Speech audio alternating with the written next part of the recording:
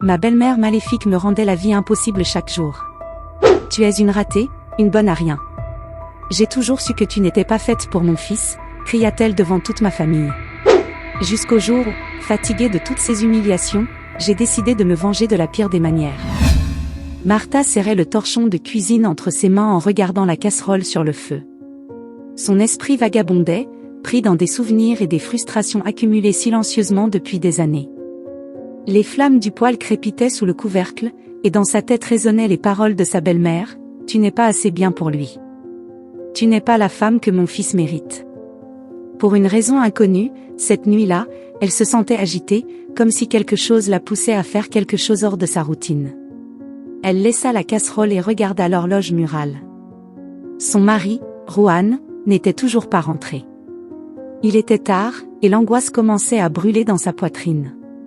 Ces derniers mois, il avait changé, devenant de plus en plus distant et froid, évitant les conversations, le contact, même les regards.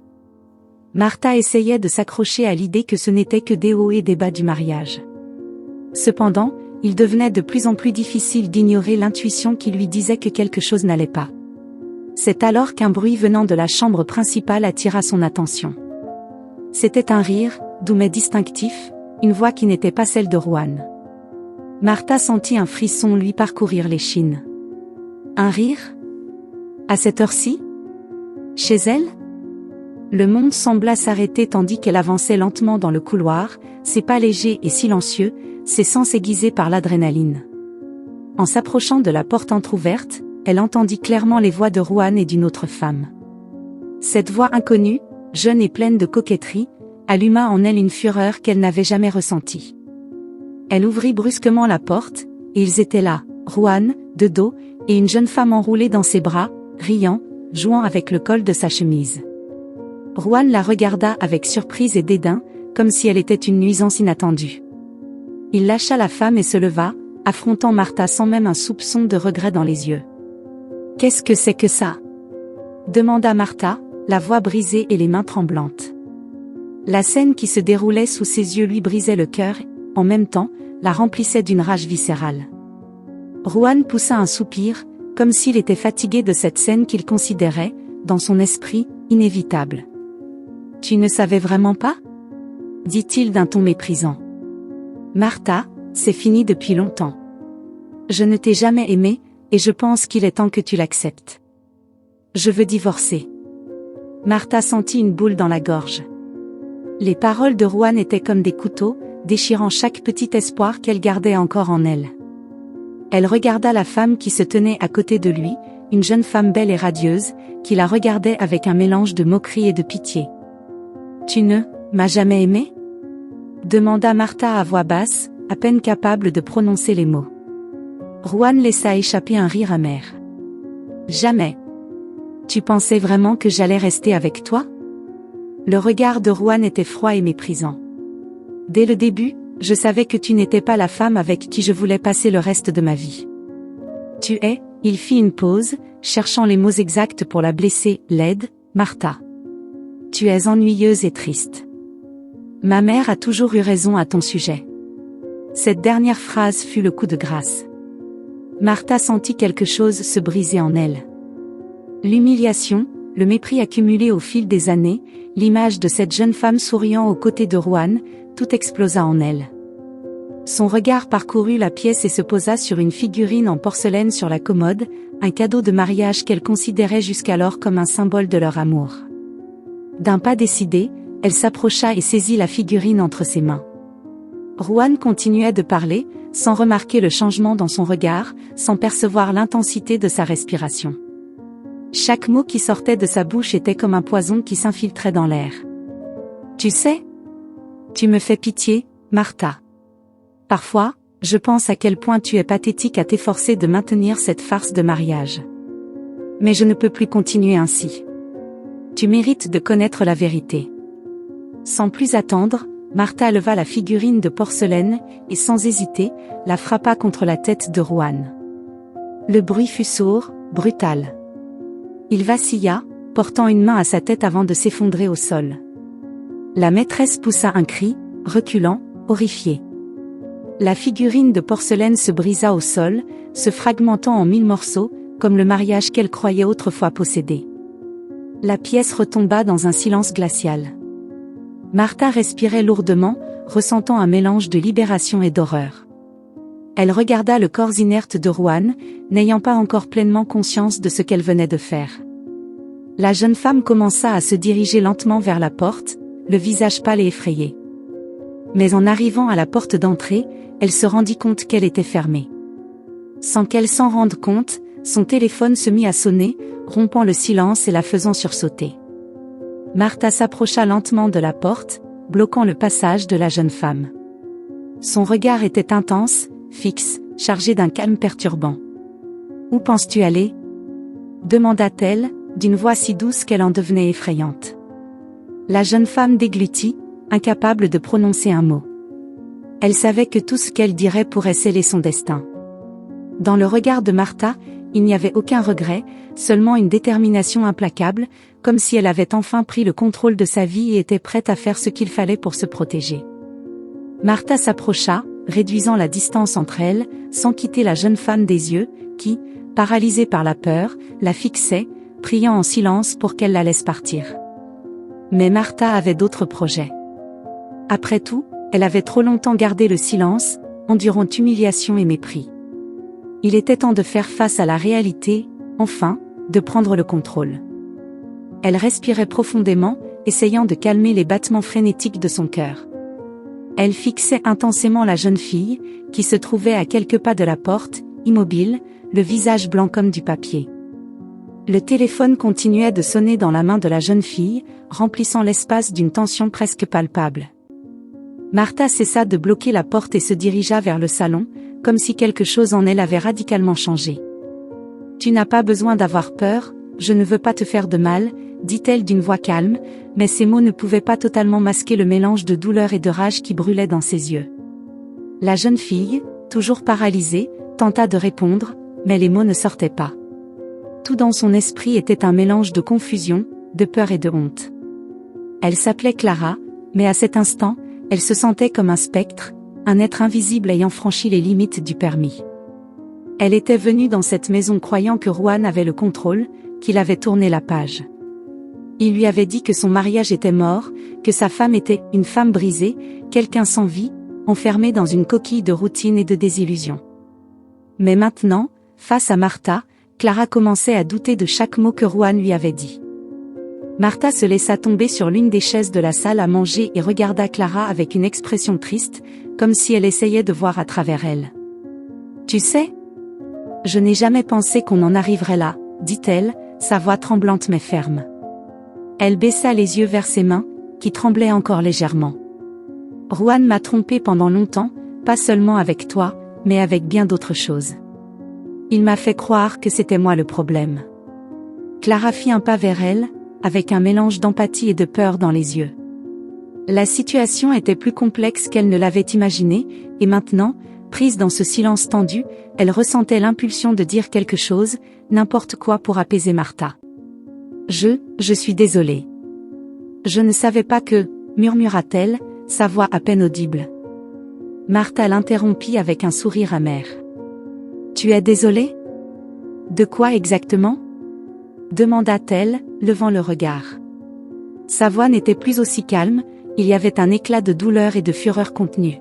« Tu es désolée pour moi ? Parce qu'il t'a menti ? Ou pour toi-même, d'être prise ici ? » Clara avala sa salive, incapable de répondre. Ses yeux reflétaient un mélange de honte et de regret. Elle voulut dire quelque chose, expliquer qu'elle ne savait pas, qu'elle était tombée dans le piège de Juan comme tant d'autres. Mais les mots restaient coincés dans sa gorge. Juan a toujours été doué avec les mots, continua Martha, détournant le regard vers la fenêtre, perdue dans ses pensées. Il savait comment manipuler, comment faire qu'on se sente petite, comme si tout était notre faute. Il t'a dit ça aussi ? Que j'étais la cause de tous ces problèmes, qu'il était coincé avec moi et qu'il n'avait aucune issue ?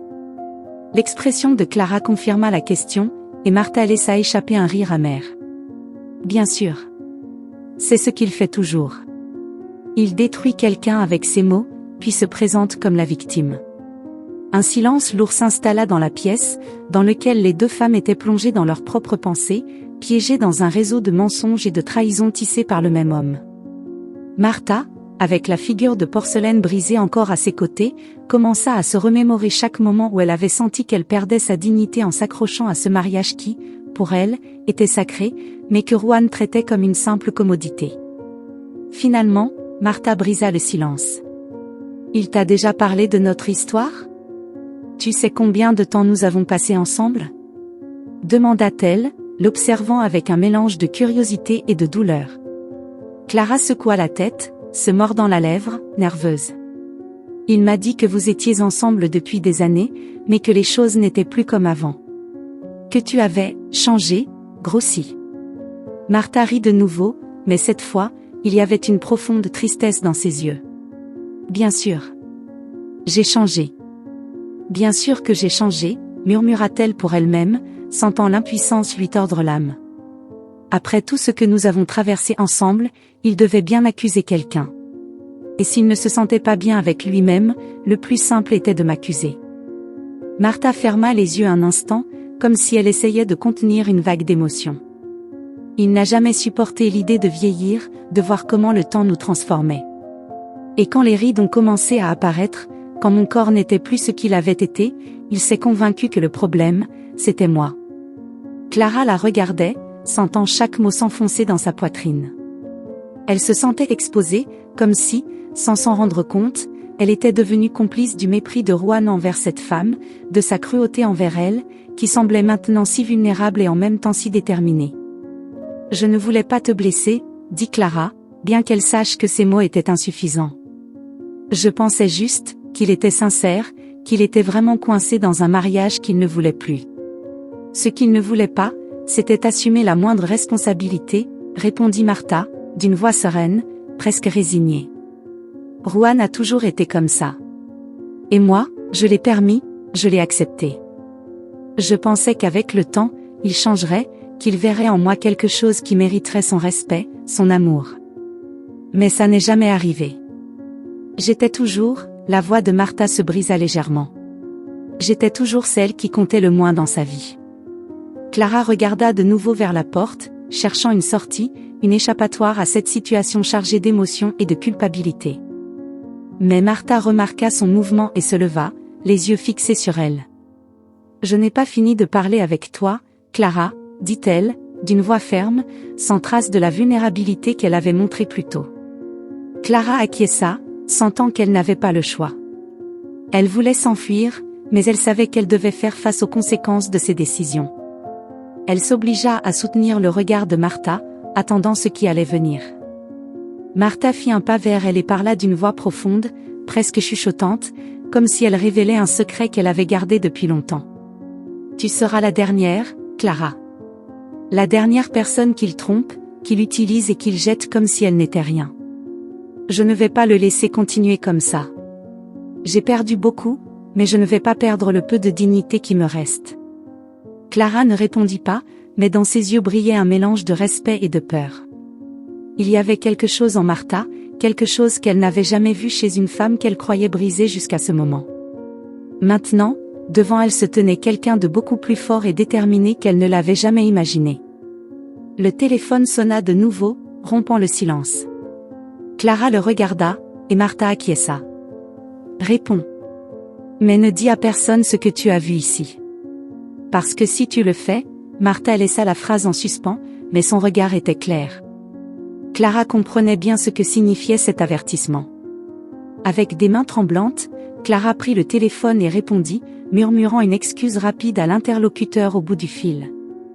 Elle raccrocha, et les deux restèrent de nouveau silencieuses. « Je veux que tu partes, » dit enfin Martha. « Mais avant que tu partes, je veux que tu saches quelque chose. Ne sois jamais une personne dans laquelle un homme ne voit que ce qu'il veut. Ne sois jamais une ombre, une idée de ce qu'un autre a besoin.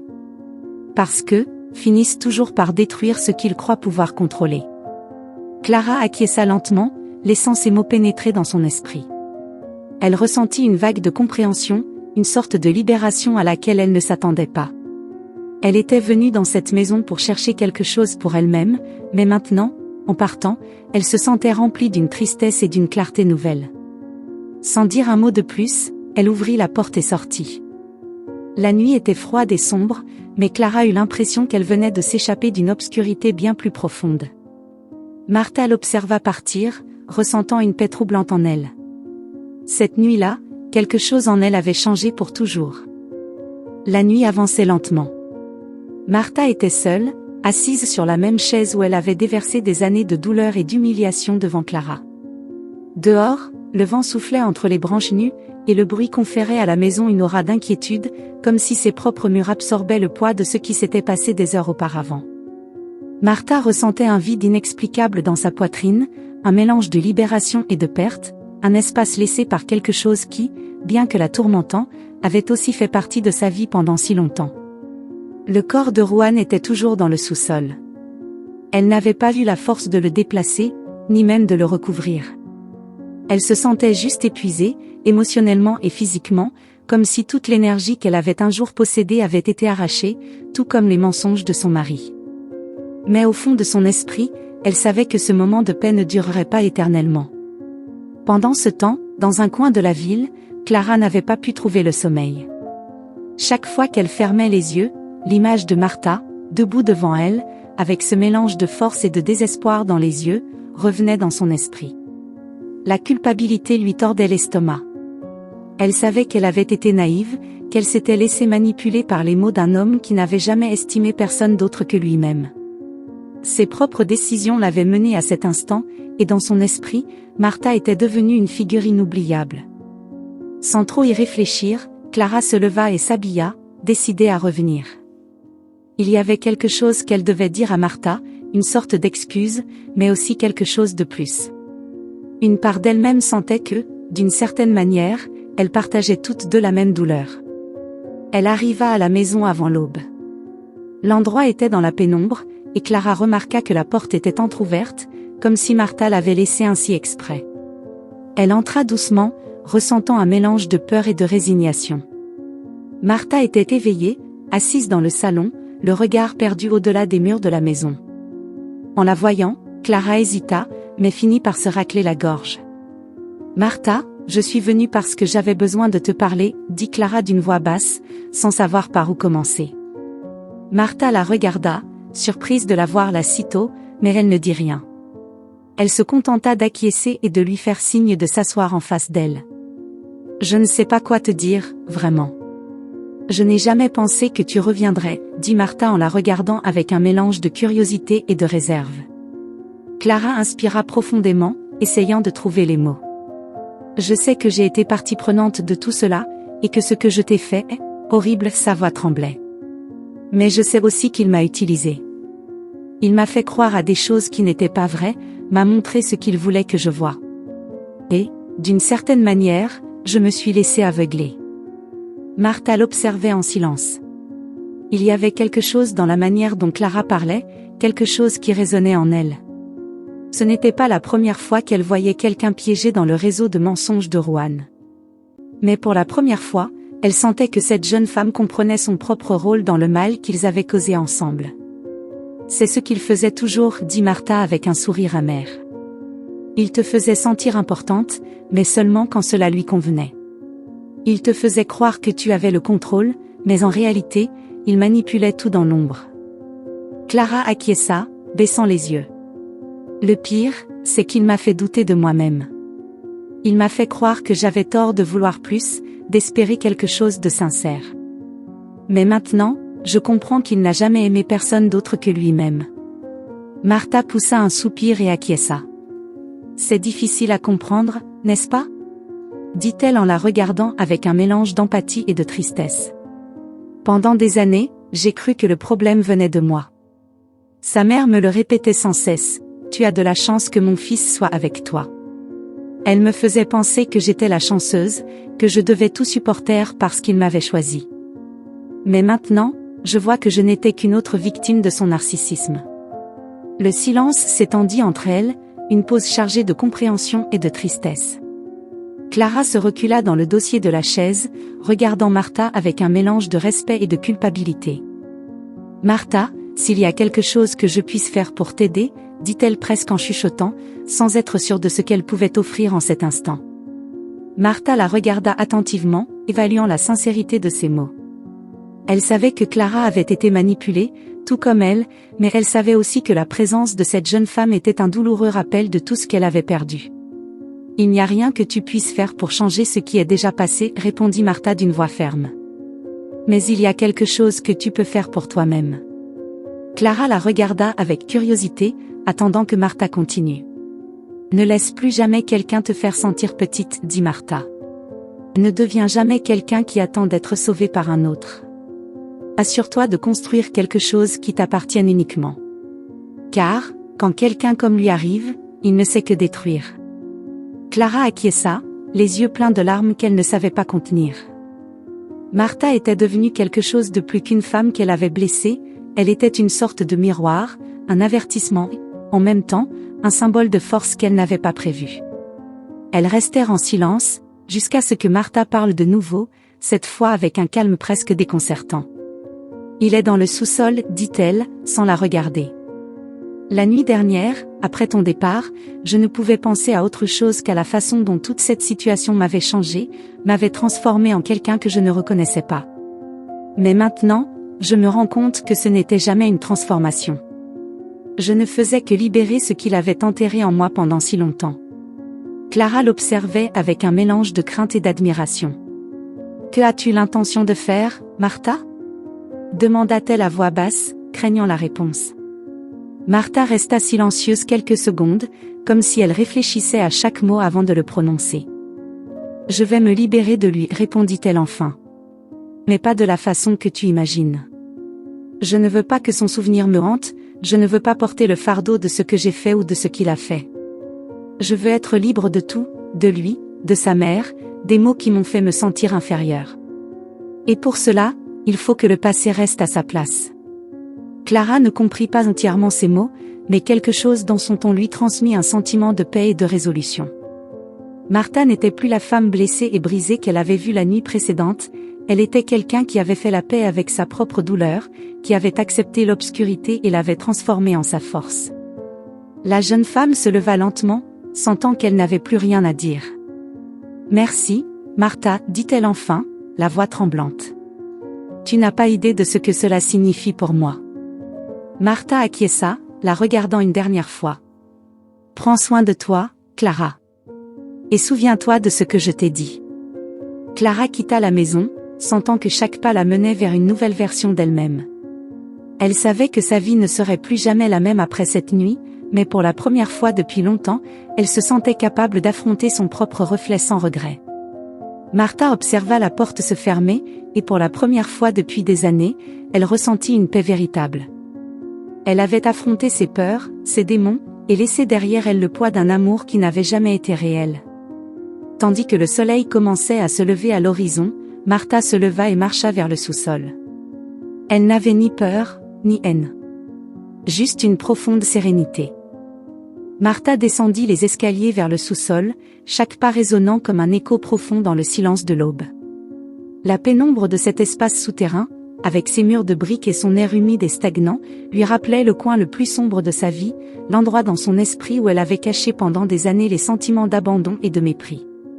Mais ce matin-là, alors que la lumière de l'aube pénétrait par la fente d'une petite fenêtre, tout semblait différent.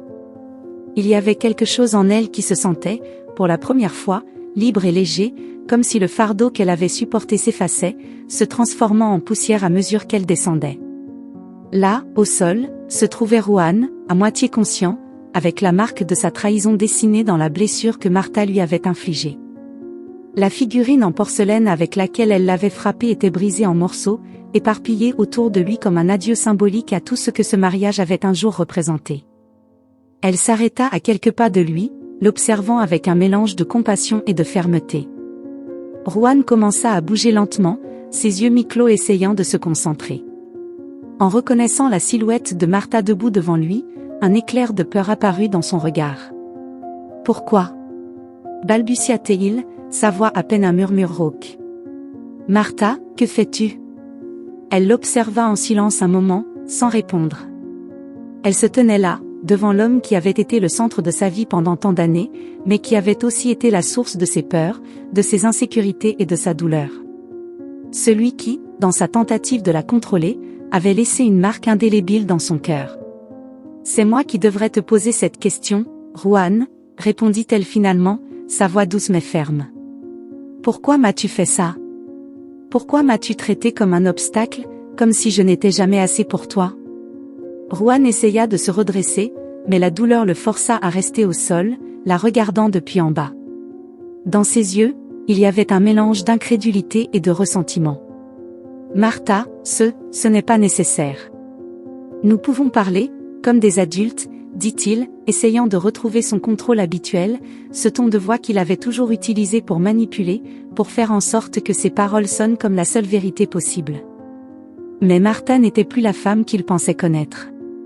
Elle observa comment il essayait de maintenir sa façade, comment il luttait pour conserver le contrôle qu'il avait toujours eu sur elle. Mais maintenant, elle était dans une position différente, et elle n'était plus vulnérable à ses mots. « Parler comme des adultes ?» répéta-t-elle avec un sourire amer. « J'ai passé des années à essayer de te parler, à essayer que tu me vois, que tu m'écoutes. Et chaque fois, tu m'ignorais, tu me méprisais, tu me faisais sentir comme si je ne valais rien. » Martha fit une pause, les yeux fixés sur les siens. « Il n'y a rien que tu puisses dire maintenant qui me rendra tout le temps que tu m'as volé, tous les morceaux de moi-même que j'ai laissés pour toi. » Juan respirait avec difficulté, son regard désorienté, comme s'il ne comprenait pas encore que le contrôle n'était plus entre ses mains.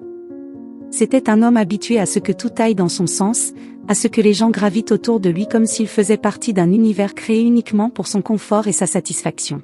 « Tu m'as toujours rendu responsable de tes propres vides, de tes insécurités, » continua Martha, sa voix chargée d'un calme qui la rendait encore plus inébranlable.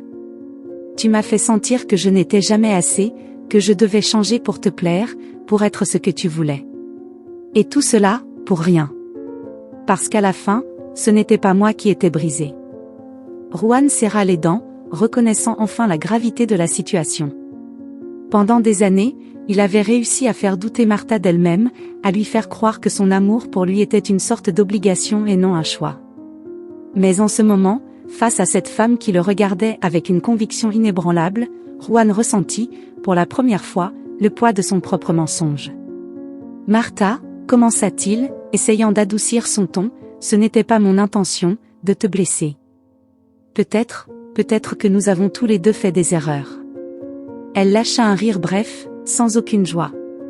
Cette réponse était exactement ce qu'elle attendait de lui, la même excuse vide, la même esquive de responsabilité qu'elle avait entendue tant de fois. « Des erreurs » murmura-t-elle, laissant le mot se dissiper dans l'air. « Non, Juan, ce n'était pas une erreur. C'était un choix.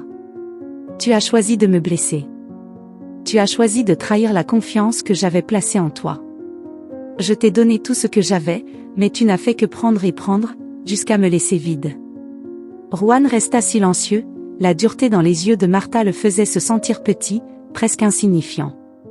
À ce moment-là, il comprit qu'il avait perdu quelque chose qu'il ne serait jamais capable de récupérer, et le vide de cette compréhension le frappa avec plus de force que n'importe quel mot ne pourrait exprimer. « Martha, je ne peux pas changer ce que j'ai fait, » dit-il d'une voix tremblante, reconnaissant sa défaite. Elle le regarda, et pour la première fois depuis de nombreuses années, elle le vit tel qu'il était, un homme fragile, une coquille vide de sécurité et de contrôle. Elle ne ressentait ni haine ni rancune, à la place, il n'y avait qu'une profonde tristesse, un lamento silencieux pour le temps perdu, pour les rêves brisés et pour l'amour qu'elle avait autrefois cru réel. « Je ne veux pas que tu changes quoi que ce soit, » répondit-elle d'une voix ferme. « Je veux juste que tu assumes la responsabilité de ce que tu es, de ce que tu nous as fait. Parce que moi, je ne suis plus la même personne. » Martha inspira profondément, comme si elle libérait un poids qu'elle portait depuis des années. « Et pour la première fois, je sens que je peux être libre de tout cela. » Juan resta silencieux, ne sachant quoi dire. Pour la première fois, il n'avait rien à lui offrir. Il n'y avait pas de mots capables de réparer le dommage, ni de mensonges capables de manipuler cette vérité. Martha le laissa là, avec ses pensées, son regret et ses propres fautes. Elle se retourna et monta lentement les escaliers, sentant qu'elle laissait derrière elle une partie de sa vie qui ne lui appartenait plus. Lorsqu'elle atteignit le rez-de-chaussée, elle s'arrêta un moment, observant la maison autour d'elle. Chaque recoin était rempli de souvenirs, mais il ne lui faisait plus mal, il lui rappelait maintenant la force qu'elle avait découverte en elle-même, la capacité de se reconstruire. Elle sortit dans le jardin, où les premiers rayons du soleil commençaient à illuminer la journée. Elle respira l'air frais et ferma les yeux, permettant à la brise de caresser son visage. Elle se sentait en paix, comme si elle était sortie d'une prison qu'elle avait inconsciemment construite autour d'elle. Un léger sourire apparut sur son visage, et pour la première fois depuis longtemps, elle se sentit en paix avec elle-même. Dans son esprit, il n'y avait ni haine pour Ruan, ni rancune envers le passé. Il ne restait que la résolution de construire un avenir différent, un avenir qui lui appartienne, un avenir où elle pourrait vivre sans peur, sans rancune et sans le fardeau de quelqu'un qui ne l'avait jamais estimée. Martha ferma la porte de la maison derrière elle et s'arrêta un moment sur le perron, ressentant une libération qu'elle n'avait jamais connue. Malgré ce qui venait de se passer, quelque chose en elle s'était apaisé, chaque recoin sombre de sa vie semblait maintenant illuminé par la décision qu'elle venait de prendre. Elle était déterminée à laisser cet endroit derrière elle, à abandonner le fardeau qu'elle avait porté pendant tant d'années, à recommencer. Mais alors qu'elle faisait quelques pas vers le chemin, elle aperçut une silhouette qui s'approchait de l'autre côté de la rue.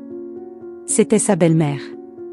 La femme, vêtue de sombre, avec cette expression sévère que Martha connaissait trop bien, marchait rapidement vers elle. Dans son regard, il y avait de la rage et du mépris, comme si elle savait déjà, à distance, que quelque chose de terrible s'était produit. « Martha !» cria-t-elle, serrant son sac contre elle en raccourcissant les derniers mètres. « Que as-tu fait à mon fils ? Que as-tu fait ?» Sa voix était pleine d'indignation et d'horreur, et ses yeux semblaient chercher désespérément un signe de Ruan. Martha, sentant la sérénité qu'elle avait conquise se briser en 1000 morceaux, tenta de garder son calme. « Je ne lui ai rien fait qu'il ne méritait pas, répondit-elle à voix basse, cherchant à éviter une confrontation inutile. Mais ces mots ne firent qu'attiser davantage la fureur de sa belle-mère. « Tu n'es qu'une misérable. Une incapable. J'ai toujours su que tu n'étais pas faite pour lui. Je savais que tu n'étais pas digne de mon fils, continua-t-elle, sa voix remplie de venin. Mais ça, c'est un crime. Je vais appeler la police. Je vais faire en sorte qu'il t'enferme pour toujours. Tu as failli le tuer, tu es folle. » La mère de Ruan sortit son téléphone et commença à composer avec des doigts tremblants, tout en lançant des regards de mépris à Martha. La situation ressemblait à un cauchemar. Les cris de cette femme commencèrent à attirer l'attention de quelques voisins, qui observaient depuis leurs fenêtres et portes, chuchotant entre eux. Peu de temps après, le son des sirènes retentit au loin, se rapprochant de plus en plus vite. Martha ne tenta pas de fuir.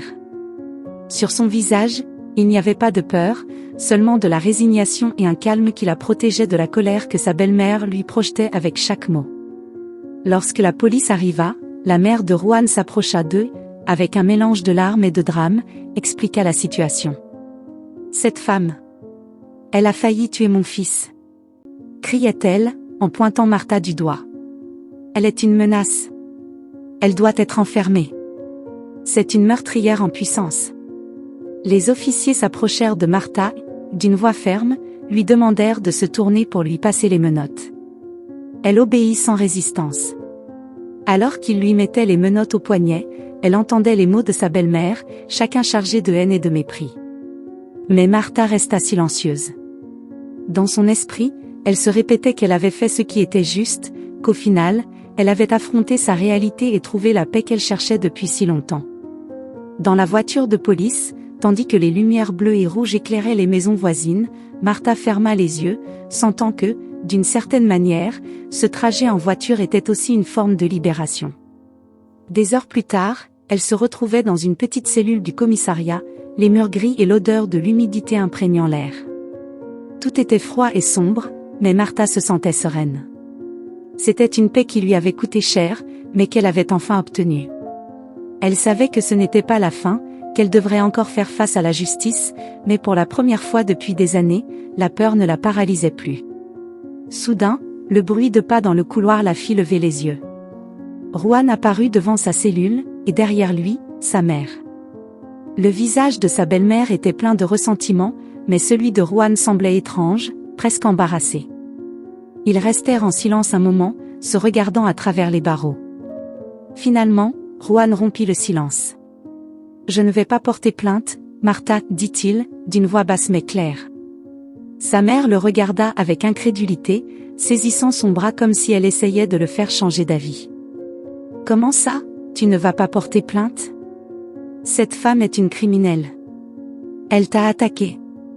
Tu ne peux pas simplement la laisser libre après ce qu'elle a fait. » Juan regarda sa mère, le visage palmé avec une expression résolue. « Maman, ça suffit. Tu ne peux pas continuer à contrôler chaque aspect de ma vie, et encore moins après ce qui s'est passé, répondit-il avec un ton que Martha n'avait jamais entendu auparavant. C'est de ma faute. C'est moi qui ai blessé Martha, qui l'ai amenée à ce point. Elle n'est pas la seule responsable ici. » Sa mère le regarda, les yeux écarquillés, dans un état de totale incrédulité. Pour elle, son fils avait toujours été parfait, incapable de faire des erreurs. Mais maintenant, face à la brutalité de la situation, cette image s'effondrait. « Juan, tu parles comme un fou. C'est absurde. Cette femme a failli te tuer. Tu ne peux pas simplement, » sa voix tremblait, mais Juan l'interrompit.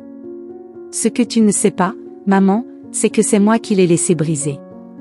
C'est moi qui lui ai fait du mal.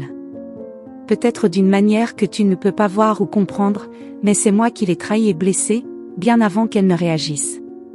Je ne veux pas faire plus de mal que ce que j'ai déjà fait. » Sa mère resta silencieuse, le regardant comme si elle ne reconnaissait pas l'homme qui se tenait devant elle. Martha, de l'autre côté des barreaux, écoutait chaque mot le cœur serré. Elle n'aurait jamais imaginé que Juan puisse admettre sa responsabilité, reconnaître que c'était lui qui avait semé la douleur qui les avait menés à ce moment. « Mais, » murmura sa mère, sans savoir comment répondre. Elle, ces mots restèrent coincés dans sa gorge, incapable d'exprimer ce qu'elle ressentait. Juan se tourna vers Martha, son visage montrant pour la première fois un semblant d'humanité. « Je suis désolé, Martha, dit-il, avec une tristesse sincère dans la voix. Je ne peux pas effacer ce que j'ai fait, ni le mal que je t'ai causé, mais je ne veux pas te faire plus de mal. Cela a déjà été suffisant. » Martha le regarda dans les yeux, essayant de comprendre si ces mots étaient authentiques. Elle avait attendu de la haine ou du ressentiment, mais à la place, elle trouvait du regret. Peut-être que cela ne changerait rien, mais ces mots lui offraient au moins une forme de clôture, un adieu plus humain que ce qu'elle avait imaginé. Un agent s'approcha et fit signe à Martha, lui indiquant qu'ils allaient l'emmener dans la salle d'interrogatoire pour signer quelques documents. En passant à côté de Juan, Martha s'arrêta un instant et le regarda avec un calme qu'il ne lui avait jamais vu. « Parfois, laisser partir est la seule façon de guérir, » dit-elle doucement, comme si cette phrase était une dernière vérité partagée entre eux. Juan acquiesça légèrement, comprenant le poids de ces mots. Martha fut conduite hors de la cellule, tandis qu'elle marchait dans le couloir en direction de la sortie, elle sentit que, d'une certaine manière, ce moment lui offrait une chance d'aller de l'avant, une chance de renaître. Elle avait affronté ses peurs, elle avait fait face à son histoire, et maintenant, enfin, elle se sentait libre. La mère de Juan resta silencieuse, observant son fils tandis qu'il regardait Martha s'éloigner. Pour la première fois, elle comprit que l'amour de son fils avait été une illusion, une relation qu'elle avait elle-même nourrie et contrôlée. À présent, elle devait accepter que rien ne serait plus comme avant, que ce mariage brisé était devenu une libération, pour Martha autant que pour Juan. Martha sortit du commissariat, et lorsque la brise fraîche du matin caressa son visage, elle inspira profondément, sentant que la vie lui offrait une seconde chance. Martha sortit du commissariat d'un pas lent, comme si elle apprenait à marcher dans un monde qu'elle commençait tout juste à redécouvrir. La brise du matin était fraîche et douce, et le ciel, encore d'un gris pâle, promettait le début d'un nouveau jour. Chaque inspiration d'air frais la faisait se sentir vivante, comme si elle se réveillait réellement pour la première fois. Elle regarda la rue, l'horizon, et sentit que la vie lui offrait une opportunité qu'elle n'avait jamais imaginée possible, recommencer, sans attache, sans le poids des années de douleur qu'elle avait supportées. Ne sachant pas vraiment où aller, Martha commença à marcher. Dans ses pensées, se mélangeaient des fragments de souvenirs, des scènes de ce qu'avait été sa vie avec Juan, sa relation avec sa belle-mère, son propre dévouement inconditionnel à un mariage qui ne l'avait jamais traité avec dignité. Elle sentait qu'à chaque pas, elle s'éloignait un peu plus de cette prison invisible dans laquelle elle avait vécu. Après un moment, elle s'arrêta devant un parc, un endroit simple et petit, mais avec suffisamment de calme pour l'inviter à s'asseoir. Martha choisit un banc et s'y laissa tomber, observant les rares passants qui commençaient leur journée. Elle ferma les yeux, pendant un instant, elle se contenta d'exister, sans autre but que de sentir sa propre présence dans le monde. « Vous êtes Martha ?» Une voix douce et prudente interrompit le silence. Martha ouvrit les yeux et vit une jeune femme en face d'elle, tenant un dossier dans ses mains et la regardant avec un mélange d'intérêt et de respect. La jeune femme avait une expression aimable, et dans ses yeux brillait une curiosité sincère. « Oui, c'est moi. On se connaît ?» demanda Martha, déconcertée. La jeune femme sourit et secoua la tête. « Je m'appelle Elena. Je suis journaliste. » Elle marqua une pause, comme si elle choisissait soigneusement ces mots suivants. « J'ai suivi votre affaire. Je n'ai pas pu m'empêcher de remarquer comment les choses ont changé depuis votre arrestation et comment vous, enfin, comment vous êtes devenue une figure qui suscite beaucoup d'intérêt. » Martha ressentit un mélange de surprise et d'inconfort. Elle n'avait jamais envisagé que son histoire puisse intéresser quelqu'un en dehors des personnes impliquées. L'idée de parler de sa vie avec quelqu'un qu'elle ne connaissait pas lui semblait étrange, presque intrusive. Cependant, il y avait quelque chose dans le regard d'Elena, dans sa présence calme, qui lui inspirait confiance. « Je ne suis pas sûre que ce qui s'est passé puisse intéresser qui que ce soit, » dit Martha en soupirant. « Je suis juste une femme qui a fait des erreurs, une femme qui a supporté plus qu'elle n'aurait dû. Rien de plus. » Elena s'assit à ses côtés, avec un calme qui respectait l'espace et l'intimité de Martha. « Je pense qu'il y a plus que cela, Martha. J'ai lu votre histoire, sur la façon dont vous avez maintenu un mariage qui vous épuisait, comment vous avez défendu quelque chose qui, pour beaucoup, était déjà perdu. Et pourtant, vous êtes sorti de tout cela. Il y a quelque chose dans votre expérience que beaucoup de gens pourraient comprendre, quelque chose qui parle de libération, de force. Peu de femmes peuvent dire qu'elles ont trouvé une issue à ce genre de douleur. » Martha la regarda, sentant que ces mots résonnaient profondément en elle. Elle n'avait jamais pensé à son histoire comme un exemple de force. Pour elle, cela avait été une histoire de souffrance, de perte et de désillusion. Cependant, maintenant, en voyant sa vie à travers les yeux d'une autre personne, elle comprenait que peut-être, il y avait quelque chose de précieux dans sa lutte. « Je ne me sens pas forte, vous savez ?» murmura Martha, sa voix tremblante. « Tout cela, c'était comme un rêve, un cauchemar qui a duré des années. Je ne sais pas si me libérer est quelque chose dont je peux être fière. Je sais juste que, c'était la seule chose que je pouvais faire pour survivre. » Elena acquiesça, la regardant avec empathie. « Parfois, la plus grande force réside dans l'acceptation que nous ne pouvons plus continuer comme nous sommes, » dit-elle doucement. « Beaucoup de gens restent coincés dans des relations qui les blessent, mais qui n'osent jamais les affronter. Vous avez fait quelque chose que peu de gens osent faire, vous avez affronté vos propres peurs, votre propre douleur. Ce n'est pas seulement une histoire de perte, mais de renaissance. » Martha resta silencieuse, laissant ces mots pénétrer dans son esprit. Renaissance. Elle n'avait jamais envisagé cela sous cet angle. Pour elle, tout avait été une question de survie, de trouver une issue à sa douleur. Mais maintenant, elle commençait à voir son expérience d'un autre point de vue, comme une opportunité de se reconstruire, de renaître des cendres d'une vie qui l'avait consumée. Après un moment, elle regarda Elena avec un léger sourire.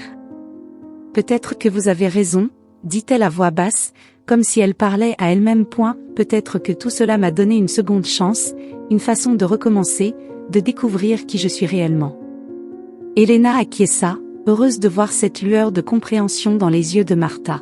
« Si un jour vous voulez raconter votre histoire, sans pression, bien sûr, je suis là pour l'écouter. Je pense que beaucoup de gens trouveraient de l'espoir dans vos mots, Martha. Car ce n'est pas seulement l'histoire d'une trahison, mais celle d'une femme qui a réussi à se confronter à elle-même et qui, au milieu de toute cette douleur, a trouvé un moyen d'avancer. Martha acquiesça lentement. Cette idée de raconter son histoire, de la partager avec d'autres personnes, lui semblait étrange et difficile, mais aussi intrigante. Peut-être, à travers ces mots, pourrait-elle aider quelqu'un, donner un sens à tout ce qu'elle avait enduré. Merci, Elena, dit-elle, avec sincérité dans sa voix. Je ne suis pas sûre d'être prête à parler de tout cela, mais si un jour je le suis, vous serez la première à le savoir. Elles échangèrent un sourire silencieux, puis Elena se leva et s'éloigna, laissant Martha seule dans le parc. Martha resta assise sur le banc, observant le soleil monter dans le ciel et illuminer chaque recoin du parc. Elle se sentait légère, comme si quelque chose en elle avait trouvé un but qu'elle n'avait pas imaginé jusque-là. Avec une détermination renouvelée, Martha se leva et se mit à marcher, laissant le parc derrière elle. Sa vie, bien que toujours incertaine, avait désormais un nouveau sens. Elle savait qu'il lui restait beaucoup à découvrir, à comprendre sur elle-même, et que chaque pas qu'elle faisait était une opportunité de construire une vie qui lui appartiendrait, une vie libérée des peurs, des chaînes et des silences imposés. En marchant dans les rues de la ville, observant les gens autour d'elle, Martha ressentit une joie inattendue, une espérance qui illuminait son âme. Elle avait souffert, elle était tombée et avait perdu beaucoup, mais maintenant, pour la première fois, elle sentait que sa vie lui appartenait enfin. Quelques semaines plus tard, Martha avait trouvé un petit appartement en périphérie de la ville, un espace simple mais baigné de lumière. Les fenêtres donnaient sur un parc verdoyant, et le matin, les rayons du soleil se glissaient entre les feuilles, illuminant les murs blancs et nus. C'était son premier chez-soi, un lieu sans souvenir de douleur, sans ombre du passé. Là, dans cette solitude tranquille, Martha commença à construire une nouvelle vie. Chaque recoin, chaque objet qu'elle y plaçait, était un rappel de la liberté qu'elle avait atteinte. Un jour, alors qu'elle rangeait quelques affaires sur une étagère, elle trouva une vieille photo d'elle-même, prise quand elle était jeune et tout juste mariée. La Martha de la photo avait une expression pleine d'espoir, presque innocente. Elle la regarda en silence, réfléchissant au chemin parcouru, aux cicatrices et aux leçons qui avaient marqué son âme. Le son de son téléphone la tira de ses pensées. C'était Clara, qui, depuis ce jour chez elle, était devenue une proche. Clara était revenue la voir quelque temps après leur conversation au parc, et Martha, bien qu'un peu hésitante au début, avait accepté de rester en contact. D'une certaine façon, elles étaient devenues une sorte de soutien mutuel, un rappel constant des leçons que la vie leur avait enseignées. « Martha! J'ai réussi !» s'exclama Clara, si excitée qu'on pouvait percevoir son souffle rapide au téléphone. Martha sourit, devinant la raison de son appel. « Tu as réussi ?» demanda-t-elle, bien que son ton laissait déjà entendre qu'elle connaissait la réponse. « Oui. J'ai démissionné de mon travail et j'ai enfin ouvert la librairie, » dit Clara, avec un mélange de joie et de soulagement. « Jamais je n'aurais pensé avoir le courage de quitter un emploi stable pour suivre mon rêve, mais je l'ai fait. Tout ça grâce à toi. » Martha sentit un nœud dans la gorge, une émotion profonde et chaleureuse qui la remplissait de fierté. « Ce n'est pas grâce à moi, Clara. C'est toi seule qui as décidé de changer, qui as pris les rênes. Je t'ai seulement accompagnée, tout comme tu l'as fait pour moi, répondit Martha, un sourire dans la voix. Malgré tout, je ne serais jamais arrivée ici sans ton soutien. Tu n'as pas seulement changé ta vie, Martha, tu as changé la mienne. Et je pense que tu devais le savoir. Les mots de Clara résonnèrent dans le silence de l'appartement. Martha se sentait reconnaissante, mais surtout, elle se sentait comblée. Elle avait découvert qu'à travers son propre parcours de souffrance et de renaissance, elle pouvait aider les autres à trouver leur voie. Lorsqu'elle raccrocha, Martha ressentit une paix indescriptible. Elle savait qu'il y aurait encore des défis dans sa vie, que le chemin vers la connaissance de soi et la paix intérieure était un processus constant, fait de hauts et de bas. Mais elle comprenait désormais que chaque étape, même les plus douloureuses, avait un but. Chaque cicatrice était un rappel de sa force, de sa capacité à se reconstruire et à avancer. À cet instant, quelqu'un frappa à la porte. En ouvrant, elle se retrouva face à Elena, la jeune journaliste qu'elle avait rencontrée dans le parc. Avec un sourire chaleureux et amical, elle lui tendit une petite enveloppe. « Je pensais que cela te ferait plaisir, » dit Elena. « C'est un exemplaire de la première interview que tu m'as accordée. » Martha prit l'enveloppe, et toutes deux s'assirent dans le petit salon. Elena la regardait avec intérêt, attendant sa réaction pendant que Martha sortait le papier de l'enveloppe. C'était un article, intitulé « Renaître de ses cendres », l'histoire de Martha et le courage de se redécouvrir. Sur la photo accompagnant le texte, Martha était assise dans ce même parc, avec une expression sereine, regardant l'horizon. L'article racontait son histoire, son courage de sortir d'une relation toxique et de trouver une vie qui lui appartenait. « C'est magnifique, Elena, » dit Martha, émue, les yeux embués de larmes. « Je ne sais pas si je mérite tout cela. »« Martha, tu es l'inspiration dont beaucoup de gens ont besoin, » répondit Elena avec sincérité. « Tu n'as pas seulement guéri tes blessures, mais tu as montré qu'il est possible de trouver la paix après une souffrance aussi profonde. Il y a beaucoup de gens, en particulier des femmes, qui te verront et comprendront qu'elles aussi peuvent construire leur propre vie, sans peur. » Martha acquiesça, laissant ces mots la remplir d'une fierté sincère, un sentiment qu'elle n'avait jamais connu jusque-là. Elle savait que son histoire, avec toutes ses cicatrices et ses ombres, avait trouvé un but bien plus grand que sa propre douleur. Les jours devinrent des semaines, et l'article d'Elena commença à attirer l'attention. Martha se mit à recevoir des messages de personnes partageant leurs propres histoires de résilience et de dépassement. Les mots de ces personnes devinrent un réconfort pour Martha, qui sentait chaque jour que sa vie prenait un sens plus profond et gratifiant. Un jour, elle décida de faire quelque chose qu'elle n'avait jamais pensé possible. Elle retourna dans cette maison, celle où tout avait commencé. Elle savait qu'elle n'appartenait plus à cet endroit, mais elle avait besoin de dire adieu aux fantômes qui rôdaient encore dans ses souvenirs. En entrant, elle se retrouva dans le salon vide, les échos de ses souvenirs résonnant dans le silence. Elle observa chaque coin, chaque espace, et réalisa qu'elle ne ressentait plus ni tristesse ni rançéure, seulement de la paix. Elle s'approcha de la fenêtre et regarda le jardin où elle s'était sentie piégée tant de fois. Mais maintenant, elle voyait cet endroit avec des yeux différents, avec la certitude que sa vie n'était plus enchaînée à ce lieu. Elle était libre. Martha ferma les yeux et sourit, laissant un air de tranquillité emplir chaque recoin de son être. Avant de partir, elle laissa un mot sur la table du salon. Il disait simplement « Je suis renaître.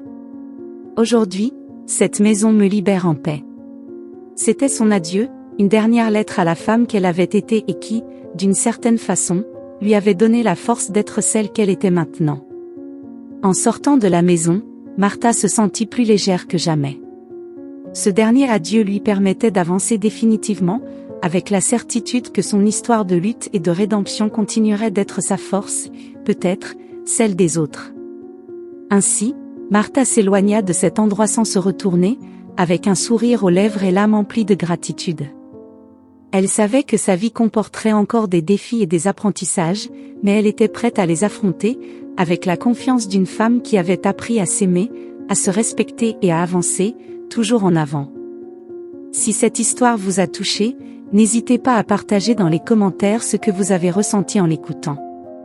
Si vous avez vécu une situation similaire, j'aimerais beaucoup connaître votre opinion précieuse.